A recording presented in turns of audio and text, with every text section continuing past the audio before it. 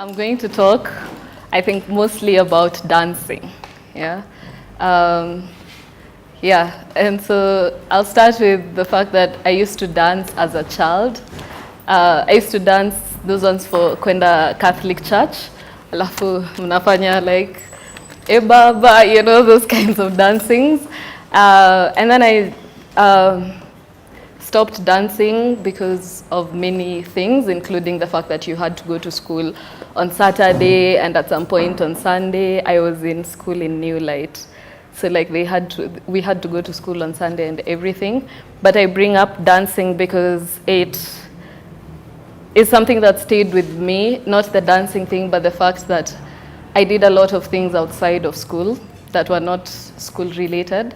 And I came to love those things all through my life. So that was for primary school. I was like doing that French club where every day you go and learn bonjour and like that kind of thing. I did a lot of that. I went to high school in Bush, and Bush had so many opportunities for extracurricular activities. And so I just flourished because I used to hate being inside school. I used to love funkies, I used to love going out and all those things.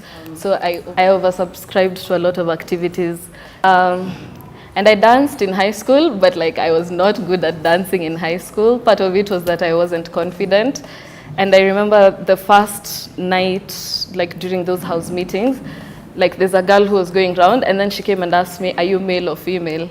But I was like, but I'm in a girls' high school, like that's such a strange question. But she was asking if you're a male dancer or a female dancer. But then my life in high school as a dancer was like this way. When I finished high school, I did well, and I got into Yale Graduate for mechatronic engineering, actually. I also found a couple of problems with Yale Graduate, which wasn't so bad. It was just, for me, I didn't see myself, like I couldn't imagine myself at 25, for example, as an engineer, at 30, for example, as an engineer, at 35, at 40, like I didn't see what I was doing with my life there. So that's why I started applying to schools abroad, and I started applying to schools abroad when I was in high school, actually. At this point, I would like to pause and have you think about like what's your dream? Yeah, and then think about what do you, like, like I can say, I want to be a writer, but da da da da da. I want to be a doctor, but da da da da da. Think about what that but dash dash dash is for you. I went to Yale University and graduated in May. And so like every step of the way, I did not think I could be where I was. Like every step of the way, I'd be like, oh, like I can't get into Yale. Then I got into Yale. Oh, I can't be a good writer even among Yale students. Then I like was a good writer even among Yale students, and that kind of thing. What I'm saying is that you should have the confidence to not think about the buts, or to consider the buts and still be like, I will still do it, yeah?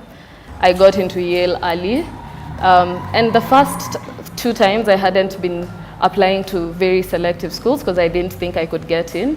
And this 3rd time is when I applied to like actually schools that I wanted to be in, yeah? Like, you know how you think this person should be at Harvard, this person should be at Yale, all those things? And I was like, why not me? 2 things about when I was a kid. 1, I love writing so much, but when I was a kid, I used to think of a sentence on my way home, and like if I loved it, I would write a composition about it. And I was maybe 12 or 13 at the time. I would just write a random composition about it, whether it was homework or not. And then when my teacher would take the book when there was homework, then he would mark the previous essays that I had written. And so like you also need to think about what is it you do naturally without being forced to do. Like what is it you do just mwenyewe, like even if it's listening to music, like what do you do that nobody forces you? Nobody tells you you have to write a composition today. Nobody tells you you have to dance today, like that kind of thing, yeah? And that's probably where your strength lies. The second thing I used to do as a kid was I used to watch Gilmore Girls.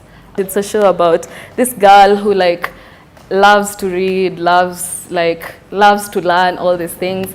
And then she grows up and she goes to Yale University. And then at Yale, she writes for the Yale Daily News, is an editor for them, all these things. And I just used to think, like, that's really cool. How do you do that, yeah?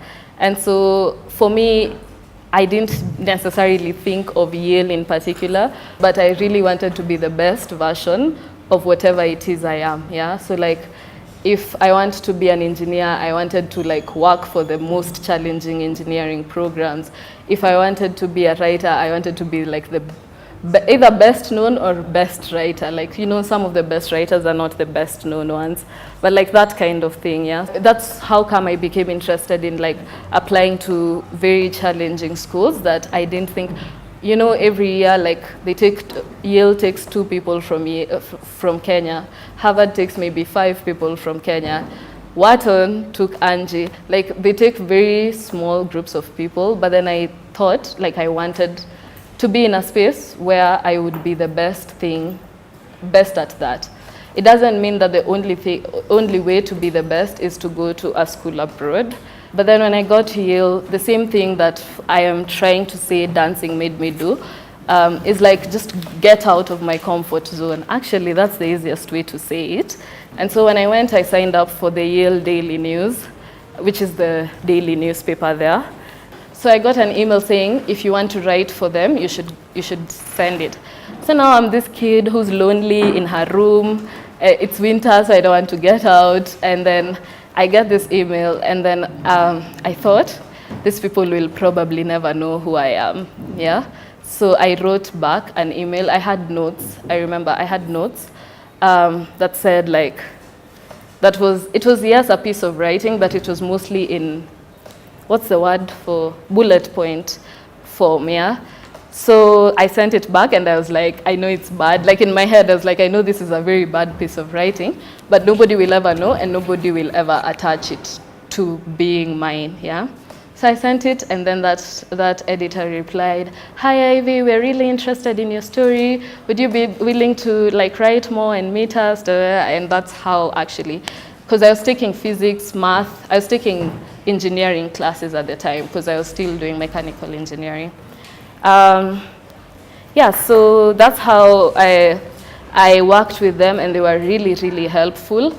And that's how come I wrote my first story. I had a blog, but I wrote my first story for the Yale Daily News, and it was called I Will Be Back, Nairobi. And it was just a story. It was when Westgate had happened, and like it was a story about missing home and like how hard, but also like different, yeah? Like it wasn't all sad. I feel like I'm like, yeah, but like how different life was for me at Yale, yeah? And that's the piece that like got people starting to tell me, Ivy, you have to write, Ivy, you have to write. But like when you're here, do you ever think like, when I grow up, I want to be a writer? Like, what does that look like? Who will employ you? How much will you get paid? How much will you get paid at 35? Because, you know, if you're being paid badly right now, it's like, okay, it's fine. I don't have kids. I don't have, like, a house to pay, you know. But, like, how much will you, yeah. So, like, I just used to, like, ha-ha at them, because I was like, for them, in their world, you can write for the New York Times, and you can, yeah, you can get money. So that's how, like, I slowly pivoted out of engineering, because the engineering classes, I was always very good at science, but I wasn't doing well at them, and 2, I wasn't as interested in them as I had been, yeah? But I was very interested in my writing classes at the time. So that's how come I started writing, and also as an ode to what Messi was saying about meeting with people who are interested in the same things, because more people saw me writing, more people shared my work and stuff, I got more introductions to new places, and I ended up writing for like blogs like Hapa Kenya, but also blogs like Huffington Post, and like throughout my Yale career, just like moved up, like worked for a newspaper when I was there, worked for HarperCollins publishers when I was there. So like it was just those ones for, you take one step and you keep going and keep going.